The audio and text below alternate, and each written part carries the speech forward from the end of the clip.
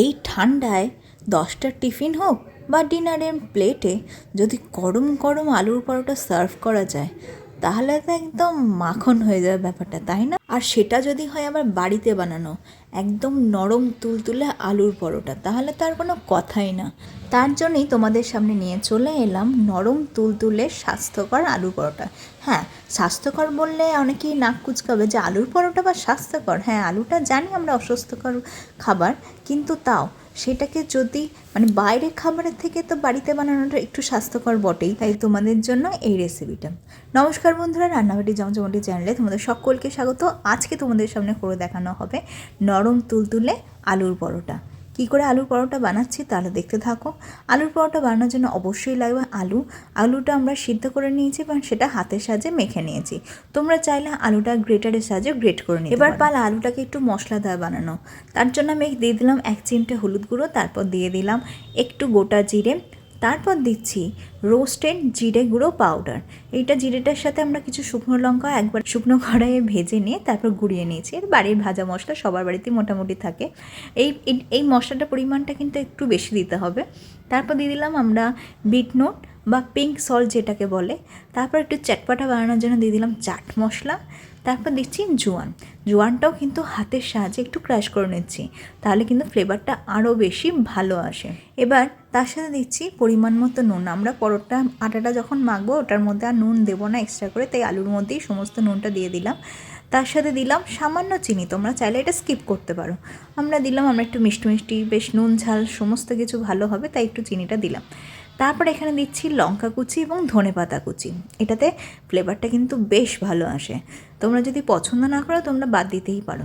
আর ঝালের পরিমাণটা অবশ্যই তোমরা তোমাদের ইচ্ছা মতো দেবে। যদি ঝাল খেতে বেশি পছন্দ করো আরও বেশি লঙ্কা অ্যাড করতেই পারো, আর যদি কম খাও তো কম দেবে। তোমরা চাইলে এখানে শুকনো লঙ্কার গুঁড়ো অ্যাড করতে পারো, আমরা কিন্তু করছি না। আর আরেকটা জিনিস, এখানে আমরা এটাকে সম্পূর্ণভাবে নিরামিষ পদ্ধতিতে বানাচ্ছি। তোমরা কিন্তু চাইলে এটার মধ্যে পেঁয়াজ কুচি অ্যাড করতে পারো। দেখো, আমাদের কিন্তু ঝালটা কম লেগেছে, তাই বাবা আমরা একটু গোলমরিচ গুঁড়ো দিয়ে দিচ্ছি।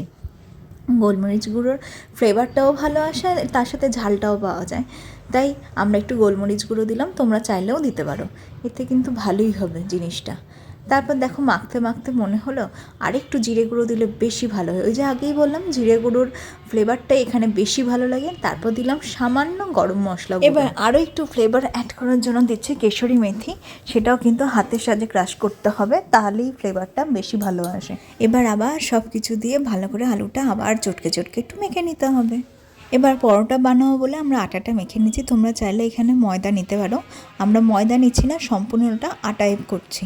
যেহেতু বলেছি যে একটু হলেও স্বাস্থ্যকর বানাবো, তাই আর কি আটা দিয়ে এই পরোটাটা বানাবো। এবার আটাতে ময়ান দেওয়ার জন্য আমরা দিয়ে দিলাম সাদা তেল। সেটা দিয়ে ভালো করে আটাটা মেখে নিলাম, একদম চুরচুরে করে মেখে নিয়েছি, দেখতেই পাচ্ছ। সুন্দর করে হাতের সাহায্যে একটু মণ্ড বানিয়ে দেখে নিলাম যে মণ্ডটা হচ্ছে কিনা, দেখলাম হ্যাঁ ঠিকঠাক হয়েছে। এবার একটু একটু করে আটা দিয়ে এই আলুটার সাথে মেখে নেব। এইভাবে আলুটার সাথে আটাটা মাখতে মাখতে যদি তোমাদের জলের প্রয়োজন হয় তবেই তোমরা জল দেবে, আর যদি জলের প্রয়োজন না হয়, যেমন আমাদের প্রয়োজন হয়নি, আমরা কিন্তু জল অ্যাড করে নিই। এই আলু দিয়েই কিন্তু সুন্দর করে আটাটা মাখা হয়ে যাবে।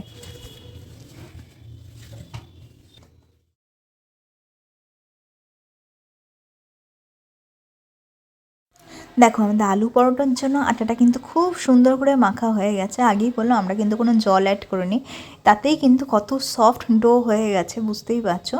এবার আমরা লেচি কেটে নেব। তার জন্য আটাটাকে দুভাগ করে নিলাম।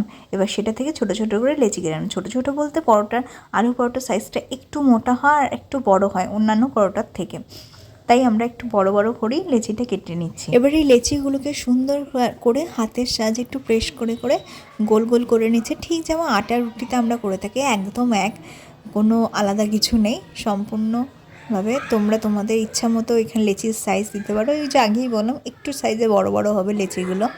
দেখো কত সুন্দর দেখতে লাগছে। দেখো, আমাদের সব কটা লেচি কিন্তু পাকানো হয়ে গেছে। এবার আমরা বেলে নেব। তার জন্য একটা লেচি নিলাম এবং সেটা শুকনো আটার মধ্যে ভালো করে ডিপ করে নিলাম।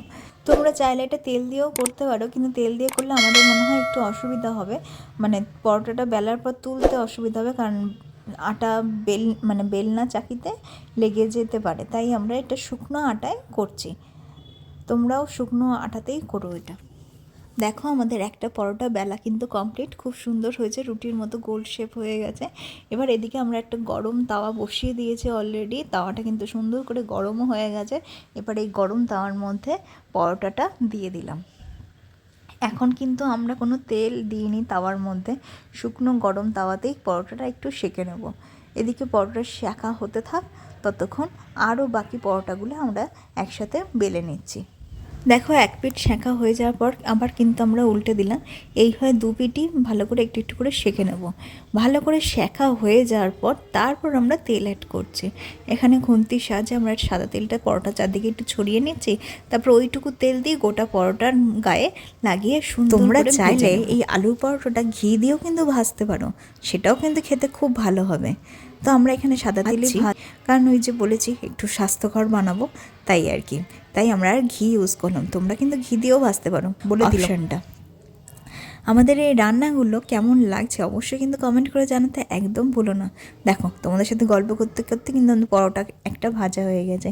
এইভাবে সেম পদ্ধতিতে আমরা বাকি পরোটাগুলো কিন্তু সুন্দর করে ভেজে নেব। তোমরা যদি আমাদের চ্যানেলে নতুন বন্ধু হয়ে থাকো তো চ্যানেলটা সাবস্ক্রাইব করে এবং পাশে থাকা বেল আইকনটা প্রেস করতে একদম ভুলো না।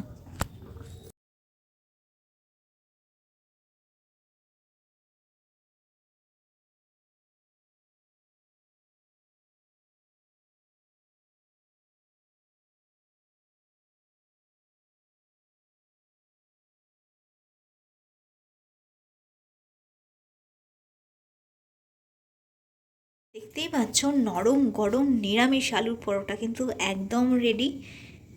কত সুন্দর দেখতে হয়েছে এবং গন্ধটা কিন্তু দুর্দান্ত আসছে। তোমরা এইভাবে নিরামিষ আলুর পরোটা বাড়িতে বানাতে চাইলে অবশ্যই চেষ্টা করো বাড়িতে বানানোর, এবং আমাদের কমেন্ট করে জানিও তোমাদের এই আলুর পরোটা রেসিপিটা ঠিক কতটা ভালো লেগেছে। তোমরা যদি আমাদের চ্যানেলে নতুন বন্ধু হয়ে থাকো তো চ্যানেলটা সাবস্ক্রাইব করে এবং পাশে থাকা বেল আইকনটা প্রেস করতে একদম ভুলো না। দেখো এত গরম, তার সাথে বাটারটা খুব সুন্দর করে মেল্ট হয়ে পড়ছে।